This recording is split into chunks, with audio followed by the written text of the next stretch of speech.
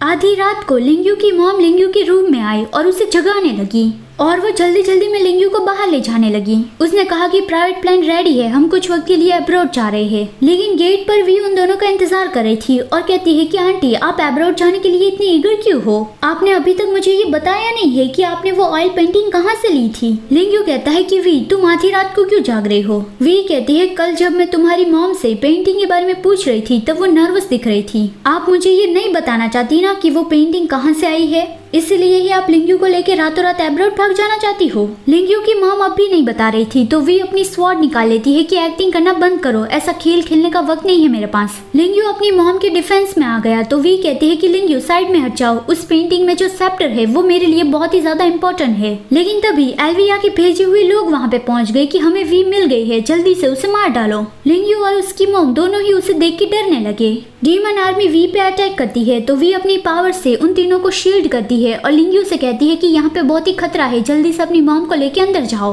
लिंगयू कहता है ये तुम क्या कर रहे हो? उन लोगों ने कहा कि वो लोग तुम्हें मारने आए हैं, आर यू श्योर कि तुम अकेली ये हैंडल कर पाओगी? वी उसकी ओर देख के कहती है कि मेरी चिंता मत करो, तुम जाओ। डीमन आर्मी ने उस पे डीमन नेल से अटैक किया। वी ने वो अवॉइड कर लिया लेकिन वो डीमन ने लिंगयू की मॉम को लग गया। वी फिर से उन तीनों को शील्ड करती है और लिंगयू से कहती है कि जल्दी से अपनी मॉम को लेके घर के अंदर जाओ। लिंगयू अपनी मॉम को लेके घर के अंदर जाने लगा। उसकी मॉम को होश आया और वो कहती है कि लिंगयू आई थिंक अब वक्त आ गया है कि मुझे तुम्हें सच बताना ही पड़ेगा। लिंगयू बहुत ही पैनिक हो गया था और कहता है कि मॉम अभी आप बात मत करो, मैं अभी आपके लिए मेडिसिन बॉक्स ढूंढ के लाता हूँ। लेकिन उसकी मॉम बताने लगी कि तुम जब 4 साल के थे तब तुमने ही उस पेंटिंग को बनाया था। लिंगयू को तो यकीन नहीं हो रहा था कि क्या मैंने उस पेंटिंग को बनाया, लेकिन जब मैं 4 साल का था तब मैं ऐसी पेंटिंग कैसे बना सकता हूँ? उसकी मॉम कहती है पता नहीं, शायद इसका तुम्हारी असली पहचान से कोई लेना देना होगा क्योंकि तुम मेरे बायोलॉजिकल बेटे नहीं हो। जब लिंगयू की मॉम ने ये नया घर लिया था उससे पहले वो इस घर को देखने आई थी